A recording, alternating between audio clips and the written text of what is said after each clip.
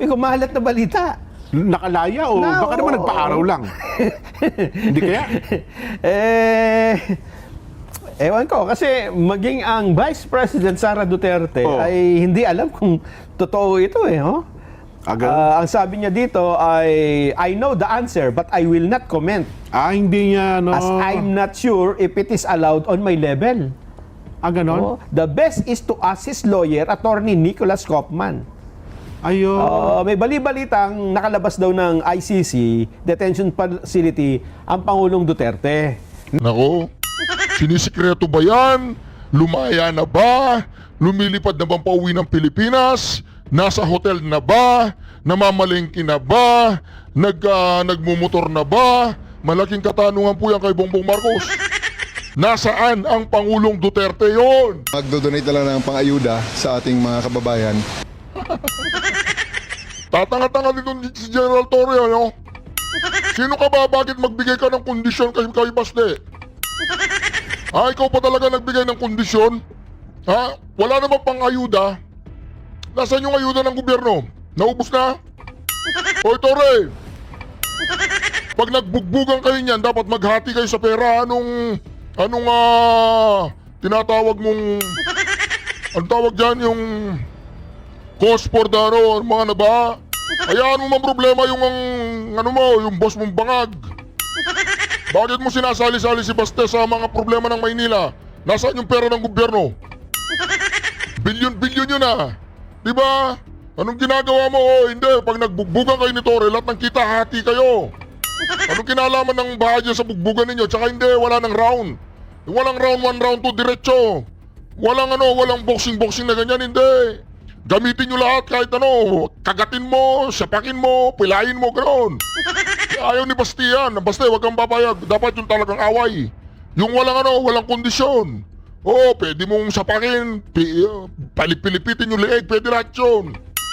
Sinong matira, sinong buhay na lumabas sa ring yun, buhay. Diba? Walang yung tatakbo sa ospital, wala. Huwag mong tatakbo sa ospital. Ganon dapat, Torre, nung round 1, round 2. Ba't ikaw ang nagbibigay ng kondisyon? Sino ka ba? Na nasalanta ng bagyo at ng baha. Kasi kung wala naman siya, Nasalanta ng bagyo? Asikasuhin mo yung mga adik sa kalsada. Asikasuhin mo yung trabaho mo. Ayaw ni Basta yung round 1, round 2. Hindi, diretso, bugbugan. Walang gloves. Tignan natin kung saan ka pupulutin. mag-distribute na lang kami ng ayuda. May mga ayuda kaming naka-ready. Talagang ang ninyo, ang style ninyo, ayuda. Si Tambaluslos, ayuda, nasa bibig. Si Bongbong Marcos, ayuda, nasa bibig. Pati ikaw, ayuda. Magsasapakan kayo ni Basta, ayuda pa rin lumalabas sa bibig mo. Para dun sa ating mga kababayan. Ayun. Tagaktak ang pawis ni PNP. Nakita mo, butil-butil ang pawis, Saan ito? Rizal Memorial Coliseum sa Linggo. So,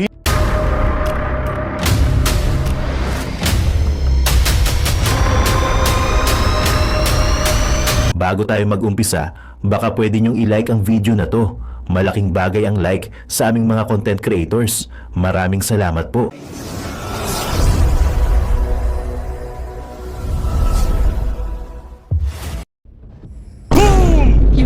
Yon guys, magandang araw sa inyo. It's me again, Boy Sardines sa membro ng Banateros Vloggers. So ayan mga babayan, napakaganda ng preview natin. Nakaw! Net 25 nagsalita na rin, no? Na I think naniniwala sila na si Tatay Digong ay wala na sa ICC. I think yung palabas nila na emergency nung nakaraan na si Tatay Digong ay nilabas at sinugod sa emergency, I think yan na yan Woo! Bibi Sara kontakin mo ako sa akin mo sabihin totoo wag sa kanila Guys, napakaganda ng ating pag-uusapan. So pag nagustuhan mo itong video na to, paki-like naman at paki-subscribe kung hindi ka pa nakasubscribe. At syempre mga kababayan, eto na ang pinakahihintay natin. Itong si Attorney Conti, yung may konting sayad lang, konti lang, hindi pa naman masyadong baliw ay kabado na. I think ito meron akong balita sa inyo. Yung interim release ay I think ay pinipigilan na ni Attorney Kaufman Pero si Tatay Digong nakawala naman pinalaya naman no. Pero syempre, kayo na mag-analyze sa mga video na yan, na mga balita na yan, no? At itong si Conte, yung may konting sayad, ay kabado na yan. Kabado na sila. Dahil yung mga ebidensya ay kulang-kulang na mga kababayan. At itong si Attorney Cotman ay may nakitang isang butas na napakalaki. Butas na lumaki. Naku, paktay ka nga, Attorney Conte. Possible na ikaw ang makukulong or ikaw, pag kayo natalo dyan sa kaso na yan, kasi tuloy pa rin yung kaso niyan mga babayan Pero sa laki ng mga kapanaluhan ng ating grupo, itong ating Tatay Digong, ay lahat yan ay magbabayad. Lahat ng mga naging gastos, kung ilang buwan na si Tatay Digong dyan, ay ika-counter natin yan. Ika-counter ng attorney ni Tatay Digong yan at magiging danyos yan. Yung mga pamasahe nila, BP Sara, yung mga nagpunta dyan, mga pagkain, mga hotel, magiging yan, babayaran niya nila Bongbong Marcos, yung mga kampo ni BBM na mga nagpakulong kay Tatay Digong. Ganun yan kasi pag natalo ka sa kaso, ganun yun. Nakasukasuhan na nga rin ako ganun talaga yan. Pag natalo ka sa kaso, lahat ng mga danyos perwisyo, bayaran nyo yan. At nako, medyo kinakabahan na si Atty. Conte, pati si Tambaloslos at saka si BBM. Si BBM ayun, sobra-sobra yung tubig ng Pilipinas. Ngayon binabagyo dun sa kanila sa Ilocos, signal number 4. Di baling doon na lang bumuhos lahat ng signal number 4 doon sa bahay ni BBM para lahat ng tubig na sinasabi niyang iniipon ay ipunin talaga nila diyan sa bahay nila. Di ba? Arito mga babayan, sa video na to, kuwento ko na sa inyo, baka tinatamad ka na naman manood ng full video Sa video na to mga babayan, yung boxing ni Boss Baste at ni Diwata, mukhang tuloy sa linggo manood tayo nakita nyo naman, panoorin yung full video kung mag-practice si Diwata, si Torre. Kung manuntok, tas tinan nyo yung practice ni Idol Baste dyan sa may video natin. Tinan nyo, yung suntok ni Torre sa kanyang practice na mukhang hindi tatalab yan sa mukha ni ni Mayor ni Baste. Ano ba si Baste? Vice President, Vice Mayor. Hindi yan tatalab kay Vice Mayor. Medyo lakas-lakasan mo pa, Diwata. Ay baka makaliti lang diyan si Baste. Tinan mo naman yung practice ni Vice Baste. Tinan nyo, pag sumakpok yan dyan sa may magpapantay talagang ilong ni Torre. Pag yan itong mga mahalo sa mukha ni Torre. Tapos yung mga tanso vlogger, kung late-lating si Baste, ay ganun-ganun na lang. Sabi niya, hindi, naduwag ka daw, naduwag. Bakit hindi DDS versus tanso vlogger? Sino maghahamon dyan ng mga tanso dyan? Tapos, meron nga akong hinamon dyan, 2 vlogger na tanso hindi man pumalag. Saan ba wala man. Jesus!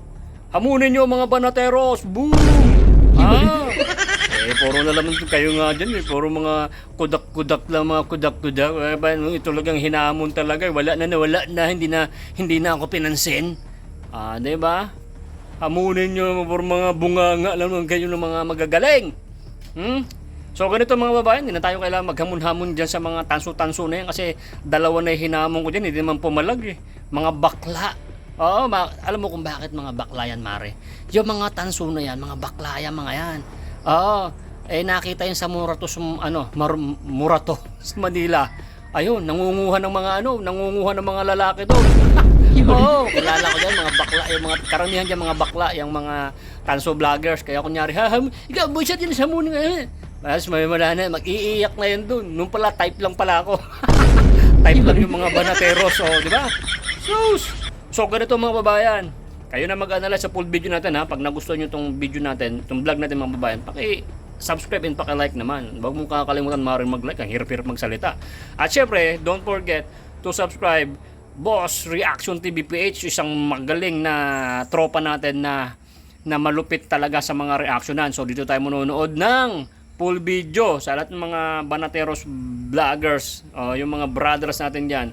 Huwag nyo kakalimutan sa kayong mga DDS na mga solid natin na mga katropa. Okay, so ganito mga babayan hintayin nyo Pag Tore, umatras ka na, Tore. Yang mukha mo, sabi nga ni Baste, gusto ko na daw siya makasuntok ng unggoy. Nakay! Yari kaya Mr. Tore. Unggoy pala ang tawag sa'yo ni Baste. Okay? So maganda to mga babayan. So sana mapanood nyo hanggang dulo ha. At pag sa dulo, umabot ka, tungtong, pinutin mo naman yung like naman dyan para ano naman tayo na YouTube. Ma-recognize naman tayo sa ibang mga kumare natin at ipasa-pasa naman tong video natin. Okay? Panoorin mo ang video. Try mo na yan, boy. Let's go! Lumilipad na bang pauwi ng Pilipinas? Nasa hotel na ba? Namamalengke na ba? Nagmumotor na ba? Malaking katanungan po yan kay Bongbong Marcos. Nasaan ang Pangulong Duterte yon? Yun dapat ang ating pamagat sa vlog na ito. Nasaan ang Pangulong Duterte o kaya? Nawawala ang Pangulong Duterte. Naku po, napakalupit po na ito mga reaksyon. Totoo bang lumaya na, lumabas na ang Pangulong Duterte? Ito po, tuloy po natin. Serious ka talaga ha? These are my conditions. Pakiusapan mo yung amo mo na presidente and let it come out of his mouth that all elected officials should undergo a hair follicle drug test. Papalagan ko yung charity mo na yan. Walang problema. If it will answer the issues nitong bansa natin, I can do that. Alright, Reaction TV Base nagbabalik. Reaction! Napakaganda po naman pag-uusapan natin yung mga reaction. Meron pong malaking katanungan ngayon ng mga ating mga kababayan na kung saan lumaya na ba ang Pangulong Duterte o hindi pa? Yan po ang malaking katanungan. At pangalawa, Baste Duterte, nako, meron pong malupit na mensahe kay Diwata, nako. At ito pa mga reaksyon ha, si Bongbong Marcos, napakalupit daw na negotiator. Tignan po natin kung paano niya ipinahiya ni Bongbong Marcos ang buong Pilipinas sa kanyang ginawang papunta sa Amerika. Mantakin mo yan. Yung Indonesia, 35% nagawa niyang 19%. Si Bongbong Marcos, 20%. Nagawa niyang 19%. Ang galing. Yung Japan, 35% nagawa niyang 15%. Si Bongbong Marcos, 20% nagawa niyang 19%. Ako, alam po ninyo kung anong ginawa ni Donald Trump kay Bongbong Marcos. Ipinakita talaga ni Donald Trump kung gaano ka-bobo, ka-weak leader, at katanga ang isang negotiator na katulad ni Bongbong Marcos. O sige, 20%. Okay, gawin natin 19%. Uwi ka na. Uwi ka na. Bongbong Marcos, umuwi. Mayroong 19%. Tapos pinagmamayabang niya. Pumirma siya, hindi naman yata binasa lahat. Yan yung mga reaction. Umpisa na po natin. Ito na. Nagkaroon pala ng balita, hindi ko na nakita Ano yan? na ang dating Pangulong Duterte daw ay nakalabas na ng ICC. Nakalabas? May kumalat na balita. Nakalaya o baka naman nagpa-araw lang? Hindi kaya? Ewan ko, kasi maging ang Vice President Sara Duterte ay hindi alam kung totoo ito Ang sabi niya dito ay, I know the answer but I will not comment. Hindi niya, no? As I'm not sure if it is allowed on my level. Ganon? The best is to ask his lawyer, Attorney Nicholas Kaufman. Ayun. May bali-balitang nakalabas daw ng ICC detention facility ang Pangulong Duterte. Nako, sinisikreto ba yan? Lumaya na ba? Lumilipad na bang pauwi ng Pilipinas? Nasa hotel na ba? Namamalengke na ba? Nagmumotor na ba? Malaking katanungan po yan kay Bongbong Marcos. Nasaan ang Pangulong Duterte yon? Yun dapat ang ating pamagat sa vlog na ito. Nasaan ang Pangulong Duterte o kaya? Nawawala ang Pangulong Duterte. Naku po, napakalupit po na ito mga reaksyon. Totoo bang lumaya na, lumabas na ang Pangulong Duterte? Ito po, tuloy po natin. Nakalabas o tapos bumalik din o paano ibig sabihin? Wala nga Baka kasi naman paglabas inilabas na yung ulong gano'n tapos bumalik din agad. Ako ay nahihiwagaan sa sagot nito. Kasi sabi niya, I know the answer. Okay. Ibig sabihin, alam niya kung nakalabas o O hindi. hindi. Oho. But I will not comment as I'm not sure if it is allowed on my level. Kung allowed ba siyang sabihin kung ano talaga yung estado? Oo, Ganun ba ibig sabihin? Tignan mo kung reading between the lines. Yes, ha? yes, oo. Kung ang dating Pangulo, Duterte, ay nandun sa loob ng ICC, hindi niya sasabihin, para sasabihin yun na, Sabi, ako yan. Sabi, hindi, wala, nasa ano na. nandun yan. No? Nasa nakakulong. Di ba? Kasi wala namang, kasi kung siya lumabas, parang ito ang mas akmang sagot. Oo nga. Kasi kakaiba yung nangyari. Oho. Bakit natin nasabi yun? Kasi meron siyang, I am not sure if it is allowed on my level. Baka Yun na may confidential, na agreement di ba? Hindi kayo kumakain na ng... Di ba? Nandun sa bahay nyo sa Davao kaya. Di kaya, check nyo nga. Kasi kung hindi yan lumabas, Oo. parang may tinanong ko, anong trabaho nung mo? Oo. Confidential. Alam ko na. At hindi pwedeng sabihin. Hindi, alam ko na. Di Oo ba? nga, no? Alam ko na. May mga ganung bagay eh. Ito para sinabi niya, hindi ko pwedeng sabihin confidential. Parang yan di ba? Oo nga, oo. So, ibig sabihin, ito ang conclusion Ito, ako naman, nag-iisip lang.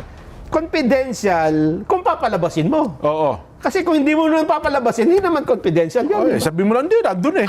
Nakakulong eh. Ano ba naman? Baka naman kumakain na ng buntot ng tuna sa Davao yan, di kaya? Oh. At saka yung paborito niya, yung balat, anong tawag doon? Yung pagkain na yun, yung malapot. Balbakwa? Balbakwa. Kaya lang, ito, Oo. ang sagot naman ng ICC. Oh, nag-react ba, ICC? Oo. Oh. May sinabi ang ICC Public Information and Outreach Section, ang Officer Caroline Maurel. Sabi niya, I can confirm that Kinukumpirma ko yan. there is no no chance, no change. Walang pagbabago. In the status of Mr. Duterte. Ayun. He is still in the ICC detention center. Ayun. Ang ganda ni Caroline, ha? Si Yan pala. Ayun pala, oh. Yan na ba si Caroline? Oo. Dati. Parang nakalimut. Pero bagay sa kanya kahit hindi magsuklay, no? Oo nga. Labas ba tuloy si Caroline? Hoy, Caroline, magsuklay ka. Nasa loob pa daw po ng ICC ang Pangulong Duterte. Sabi ni Caroline. Pero base kay BP Sara Duterte, confidential. Ano ba talaga? Bakit niyo mo pinapahirapan? Nasaan ang Pangulong Duterte? Nasaan? Ipakita nyo. Blue eyes, eh. Nagtipid eh. Dapat konti, kung lalo pa mas magulo buhok niya, mas maganda lalo. No? Ito yung mga taong gano'n, no? Meron. Kung kailan gumugulo ang buhok, lalong gumaganda eh. Ayan. Ay, naku. Anyway, basa po kami ng mga reaksyon. Ano reaksyon yan? Wag na po ituloy, ang dami ng problema. Dapat hindi na pinatulan ni General Torres si Mayor Baste para sila mga bata, Gina at Ilano ng Davao City. Itutuloy na po nila para makita ng mga taga-ibang bansa kung gaano ka-professional Hoy. ang mga naninidbihan sa ating bansa. JM Benigno, Kawayan City, Isabela. Wag na po, asikasuhin na lang ang mga lugar na naapektuhan ng bagyo. Alright, total, usapang Baste versus Diwata. Ang matandang unggoy. Ito mga karyaso, pagyan po natin itong balitang ito patungkol dyan sa issue na yan, ha? Ito, nagsalita na po si Mayor Baste Duterte. Davao City Acting Mayor Baste Duterte sa counter-challenge ni PNP Chief Nicolas Torre. Sa kanyang Facebook channel, sinabi ni Baste na dahil naglatag ng kondisyon si Torre na gawin itong charity event, may sarili din siyang mga kondisyon. Huwag kang mag-alala, Torre, kasi matagal ko na talaga gusto makabugbog ng unggoy. Kung gusto mo lang talaga ng suntukan, bakit kailangan mo pa mga charity? Why do you need kailangan mo pang gamitin yung nangyayari ngayon na baha dyan sa Metro Manila? If you're really serious about this, kung gusto mo yung charity na yan and you've laid some conditions, then let me lay my own conditions for the event. Kung serious ka talaga, ha? These are my conditions. Pakiusapan mo yung amo mo na presidente and let it come out of his mouth that all elected officials should undergo a hair follicle drug test. Papalagan ko yung charity mo na yan. Eh, wala problema. If it will answer the issues nitong bansa natin, I can do that. Alam po ninyo mga ka-reaction, itong pungusapin na ito, magaling po talaga itong administrasyong ito no? Sinabi siguro ni Bangag, sakyan mo yan para mawala ang atensyon nila sa baha. O, di ba? Oy, Bongbong Marcos, ang problema nasa yung 5,500 flood control. Pati yung away ng dalawang bata, sinasakyan mo. O di ba, bakit ngayon lubog ang kamay nila at mga kalakang Central Luzon? Nasaan yung 5,500 flood control? Meron pa pong sinabi si Bongbong Marcos. Ito na daw po yung new normal. O, tingnan mo naman ang normal. New normal daw. O, tatanggapin po ba natin yun na magiging new normal ang nangyayari sa ating bayan na to? Sabi po ni Bongbong Marcos, ito na daw yung new normal. Ito po si Bongbong Marcos nung nabudol siya ni Donald Trump, ayan po mga karyaso na yan ang tanong, did the man read before signing o bobo nga eh? Paano niya babasahin yan? Hindi nga marunong magbasa yan. Drop out, walang natapos. Siyempre si Donald Trump, matalino si Donald Trump, pero hindi umubra si Donald Trump sa Pangulong Duterte. Hoy, Bongbong Marcos, si Donald Trump, pinaluhod ng Pangulong Duterte yan. At ikaw, nagmamagaling ka dyan, nag-i-English-Englishan ka dyan, yung kokote mo, may laman ba yan? Di ba, sabi niya, the toughest negotiator. Nilolo mo, binudol ka na, ikaw kasi budol ka. So, nagpabudol ka. Apektado ang Pilipinas ngayon. Mga kareaksyon yan po sinasabi natin. Yan ang sinasabi natin mga kareaksyon. Di ba? Kaya dito, ano po sabi niya? Ito. Ito, panoorin po natin ito, mga kareaksyon. Meron pong reaksyon si Sir Jean tsaka Sir, ito po. Papanggan mo nyo. Para makita natin na ano pala ito. Para silang, alam mo, itong pagiging viral nila ngayon, dinaig pa yung paghahanda ni Manny Pacquiao. Ayun nga, hindi masyadong... Diba? Si Manny Pacquiao, hindi atin nabalita natin, napapalaban na pala eh. Oo, nabalitaan ko nung drone. Pero yung walang ingay. Wala, nabigla pa nga ako na sa... Kailan ko ba nalaman? Sabado na linggo ng hapon. May nagtanong na kaibigan ko, sino nangyari sa boxing? Kako, boxing, sino napalaban no? Nabigla pa ako. Sabi sa akin, tataka-taka ka ba? Media man ka, di mo alam. Kako, sino nga napalaban? Si Manny Pacquiao kanina umaga. Ibig ko lang sabihin, Nelson, parang hindi tayo pumutok gano'n yung balita paghahanda nila, no? Kasi katatapos ng eleksyon, tapos sinapalaban agad, daig pa ito. Ito kasi talagang uminit sa social media. At meron pang sinabi dyan si Jen, ha?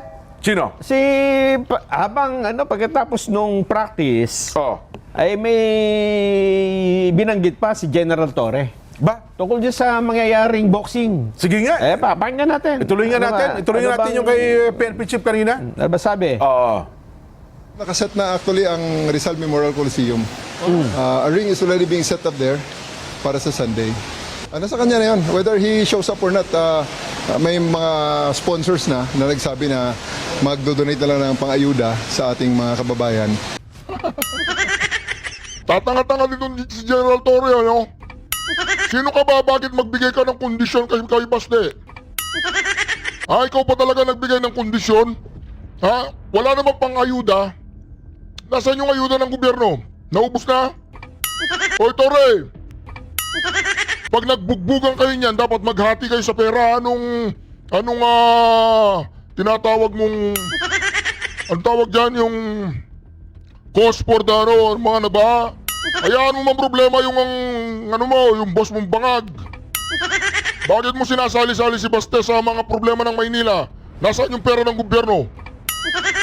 Bilyon-bilyon yun Diba? Anong ginagawa mo? Hindi. Pag nagbugbugan kayo ni Torre, lahat ng kita, hati kayo. Anong kinalaman ng bahagya sa bugbugan ninyo? Tsaka hindi, wala ng round. Walang round 1, round 2, diretso. Walang boxing-boxing na ganyan, hindi. Gamitin nyo lahat kahit kagatin mo, sapakin mo, pilayin mo, gano'n. Ayaw ni Basti yan. Basta, wag kang papayag. Dapat yung talagang away. Yung walang kondisyon. Oo, pwede mong sapakin, palipilipitin yung leeg, pwede lahat yun. Sinong matira, sinong buhay na lumabas sa ring yun, buhay. Diba? Walang yung tatakbo sa ospital, wala. Huwag mong tatakbo sa ospital. Ganon dapat, Tore, nung round 1, round 2. Ba't ikaw ang nagbibigay ng kondisyon? Sino ka ba? Na nasalanta ng bagyo at ng baha. Kasi kung wala naman siya, Nasalanta ng bagyo? Oy, asikasuhin mo yung mga adik sa kalsada. Asikasuhin mo yung trabaho mo. Ayaw ni basta yung round 1, round 2. Hindi, diretso, bugbugan. Walang gloves. Tingnan natin kung saan ka pupulutin. mag-distribute na lang kami ng ayuda. May mga ayuda kaming naka-ready. Talagang ang ninyo, ang style ninyo, ayuda. Si Tambaluslos, ayuda, nasa bibig. Si Bongbong Marcos, ayuda, nasa bibig. Pati ikaw, ayuda. Magsasapakan kayo ni Baste, ayuda pa rin lumalabas sa bibig mo. Para dun sa ating mga kababayan. Ayun. Tagaktak ang pawis ni PNP. Nakita mo, butil-butil ang pawis, ha? Saan ito? Rizal Memorial Coliseum sa Linggo. So, hindi na sa Araneta. Kasi Hindi kahapon na. sabi Araneta eh. Kasi may malaki bayan. Alam ko dun sa Araneta, may concert kami. Ganun ba? Oo. Yung Yung boyfriends. Grupo ng boyfriends magko-concert sa So, Rizal Memorial Coliseum ito. At least yun, pag-aari ng gobyerno. Oo, madali lang Philippine iset. Sports Commission. Tapos ay maghihintay si General Torre doon. Dati siya. Nakapaboxing na. Sigurado. Kasi baka hindi dumating eh. Kasubuan na yan. Kung hindi daw darating, ay magdo-donate na lang sila. Ha? Pero maghihintay siya. So parang nahihiwatigan niya, hindi darating yung kalaban Mukhang, alam mo, darating yan dyan. Darating. Darating? Oo. Kasi, tinan mo yung santok niya, kita mo, may puwersa din. Sige nga. Sige.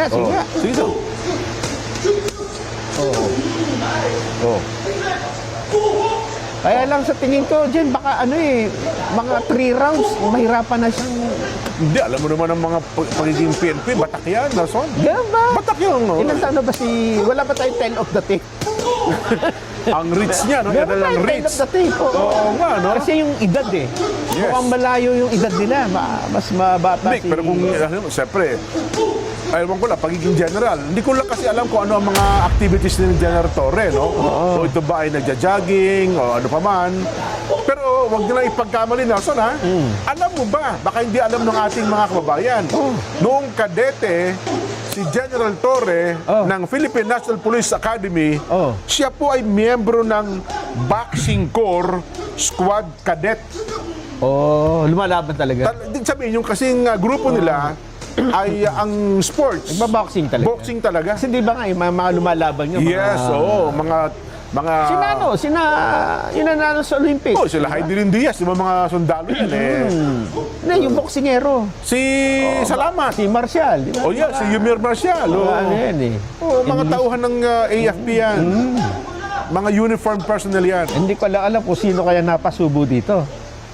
Hindi, ako sa tingin ko, napasubo si Bastian. Ganun ba? Si Baste. Sa bagay hanggang Hindi ngayon, niya siguro akalaing i-call ni PNP chief. Oo. Tingnan natin kung anong ginagawa ni Baste. Sige nga. Oo. Para sa laban na ito. Tingnan natin.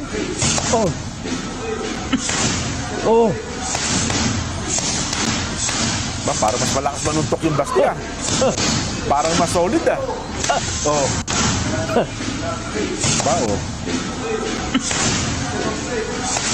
Ba? Nga,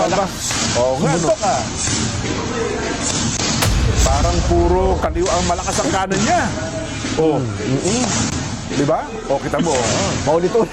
Kanan ng At ang naglabas ng video na yan ay OVP na. Office of Vice President. Kung ganyan, mukhang matutuloy ang boxing, Jen. Ganon? Matutuloy yan pagka ganyan. Tapos ano ba height itong si Baste? Kasi malaking factor yan yung height saka yung reach Meron tayong, nakita ko may tail of the tape tayo. Meron ba tayo? Meron. Oo. Hanapin nyo nga yung tail of the tape para makakita natin yung comparison ng height, nung edad, nung marriage pa. Saka kasi yung factor yung reach at saka yung weight. Kasi yung weight ng tao ay may epekto sa bigat ng suntok. Habang mabigat. Yes. Kaya magkahiwalay yung mga weight division eh. Yes, ang factor lang pagka mataas ang timbang mo, medyo mabagal ka ng konti. Kumpara mo doon sa mas magaan timbang, yun. Pero pag tinamaan ka ng mabigat ang timbang, medyo mas malaki epekto. Katulad nito, mukhang mas matimbang si Baste, ano? Oo, kasi bulky si Basti eh. Oo. Pero kung si General Torre naman ay batak sa pagiging general niya at saka medyo may maintenance na kanyang exercises. Yung bang laging training. Ayan yan, no? tail of the tape. Ayan yung sinasabi ko. Age, 55, 37. Ba? Doon lang magkakaiba. Yung height ni PNP chief, wala. Birthplace, Hulo. Oo. Davao. Mayor, PNP chief. Yung height, 5'8", Baste. Hindi rin pala ganun katangkaran si no? Si Baste, 5'8 lang pala. Mas matangkad pa pala ako dyan. Ganun pala. Malaki lang ang katawan. Tsaka may tato. Parang na kasi nakakatakot kasi tatuan, no? Yan magkakaalaman dyan kasi. Ang pagkakaiba nila dyan, bagamat si General Torre ay mas maedad na, pero mas mabilis siya kaysa kay Baste, ano? Kasi yung katawan, mas batak yan eh. Yung Baste, pa-combo-combo eh. Di ba ang talagang background yan eh, miyembro ng ano yan eh, yung may banda eh. Ganun ba? Yes. Matuloy kaya ito? Ay sana. Sabi ko nga siya, kasubuan, ano yan eh. Kumbaga, nakakalalaki na yan. Oo. Pero sabi naman ng iba, Nelson, yan ba uunahin natin? Sa kabila ng sitwasyon ng ating bansa sa kasalukuyan? Oo nga. At saka baka General Torre, matakpan pa nito ang issue ng sono ng Pangulo sa Lunes. Baka kayo pa ang mag-banner. Linggo naman eh. Tama. Di ko ako nga ang tatanungin, mga next week pa, patapusin nyo na yung zona. Tama, kasi tama. linggo, paghahanda nyo ng zona yan. Ano bang sabi ng Malacanang? Nakarating na sa Malacanang to eh. Ba nag-react ba Malacanang? Mukhang sabi nyo parang masarap panoorin yan Kung ako sa kanya, huwag silang kumibo dyan. Meron. Ganun? Pinatulan pa? Sige nga. Pakinggan natin. Reaction ng Malacanang. Standby lang daw, buffering pa. Alam mo naman sa atin. Ganyan talaga. Hindi, pero ako sa isang seryoso, pag inisip mong mabuti, kung ang pag-uusapan ng sitwasyon, baka pwedeng i-cancel nyo na muna yan. Huwag na sa linggo. Kaya diba? nga. Ako nga sabi ko, mas maganda yan, mga 1 week. Kaya kahit isang buwan, para may practice talaga. Tsaka may promotion. Mas maraming sponsor yan, di ba? Kami na po mag-handle ng promotion nyo. Pati mga sponsors. Kung pwede, gusto nyo kami na. Si President CRB, kayang-kayang i-promote yan. Diba? Makakaano pa tayo kung live coverage, di ba?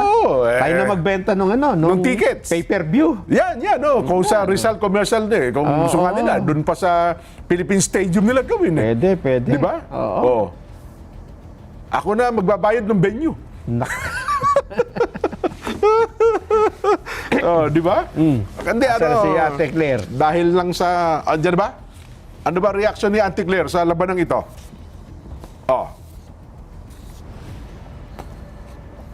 Wala pa. Standby. Pero anyway, yun nga, Nelson, marami din na nagko-komento ngayon. Sana daw, hindi naman sabihin huwag na ituloy. Kundi, i-cancel. Dahil marami pang may problema tayo ngayon, baha, etc. Tapos sa Lunes ay may SONA, daming problema. Siguro, yaman din lamang ang labanan kasi dito nakakalalaki na no? Napasubo na isa't isa Baka hindi kasi akalain ni Baste na hindi i-call yung kanyang bait. Biglang problema, biglang kinol Kung ako naman si PNP chief, pambira ako, PNP chief ako, hindi ko i-call yan. Nako. Di ba? Pero dapat talaga dyan, kung gagawin nating boxing, kasi hindi po pwedeng, gawin natin may rules, di ba? May rules yan. Kasi hindi po pwedeng, basta lang sila magbugbugan doon, tapos walang marinaw na rules. Kumuha ata sila ng sentensyador. Anong sentensya doon? Sabong yata. Sabong yata. Sentensyador ang ginawa. Hindi. Tsaka dapat si Manong Chabit daw ang dapat may rules. Malinaw. Halimbawa, number 1. No hitting below the belt. below sea level. No hitting below sea level.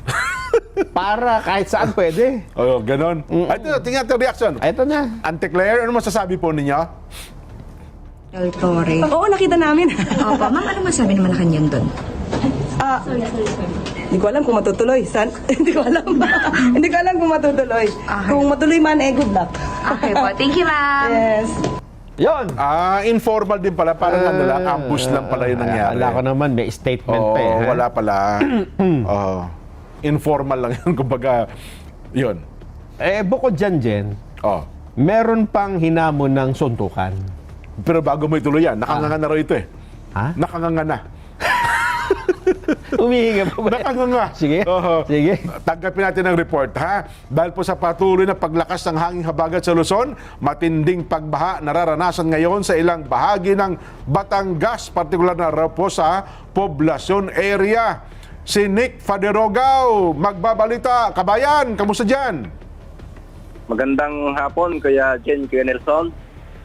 Dahil sa patuloy na paglakas ng hangin habagat sa Luzon, matinding pagbaha ang nararanasan ngayon sa ilang bahagi ng Batangas, partikular na sa poblasyon area kabilang ang barangay 13, 14 at 15. Marami na rin mga daanang sarado at hindi passable o kaya naman ay delikado ng daanan dahil sa pagkasira ng mga kalsada. Ayon kay Vice Alright, dito muna po tayo ha.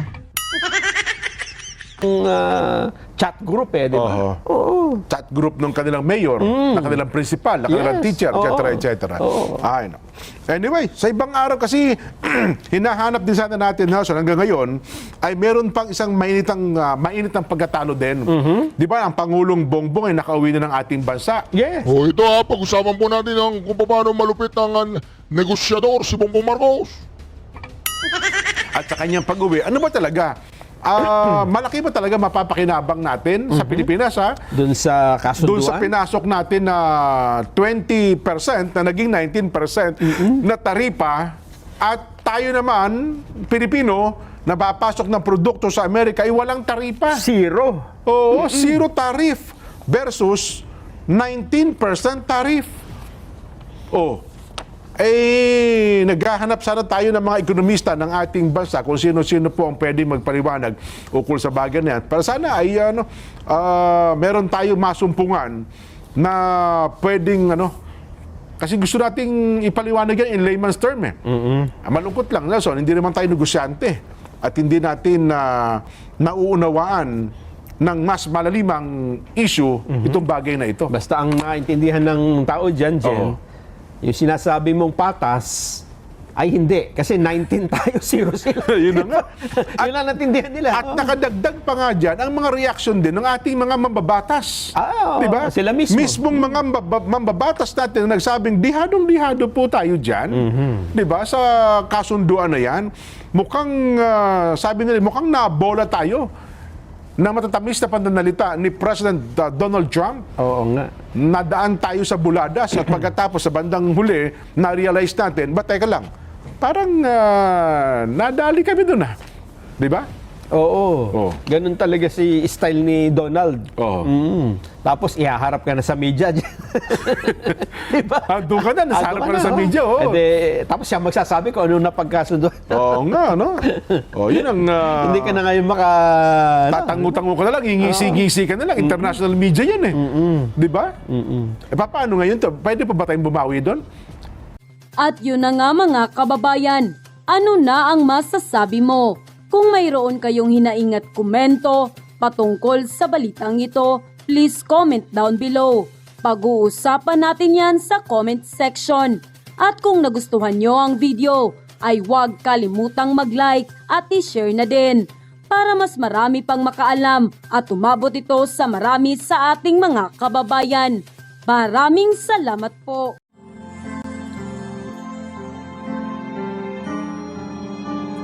Melody ng song. Ang bayan ko'y pinagpala pagkat sa aming pinigay ang isang biyaya na maghahon sa hirap at dilim ng kahapon, at sa bawat Pilipino'y magtatanggol. Sa bayan ko dati laganap, pang-api at dusa sa aming mga mahihirap. Ngunit ikaw ay dumating, sagot sa aming mga dalangin. Muli kaming babangon, mabuhay ka, Tatay Digong.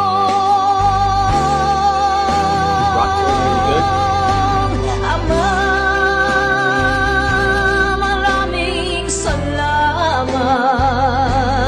Aming mga mata'y minuhulat,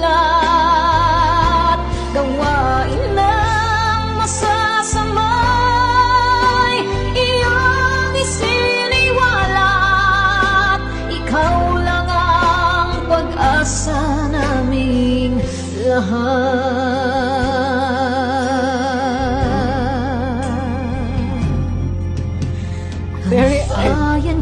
Pinamatay niya ako, umiiyak ako.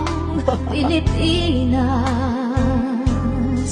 muling makikilala at itataas.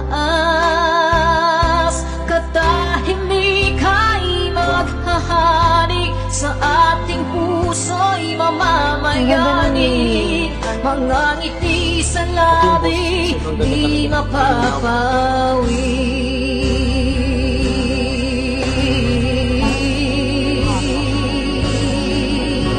Breathing though. Mabuhay ka, Tatay Digong. Maraming salamat. Ang malasakit sa Pilipino ay walang kasing tapat. Ika'y paglalaban ng iyong mga anak. Tunay kang biyaya sa bansang Pilipinas.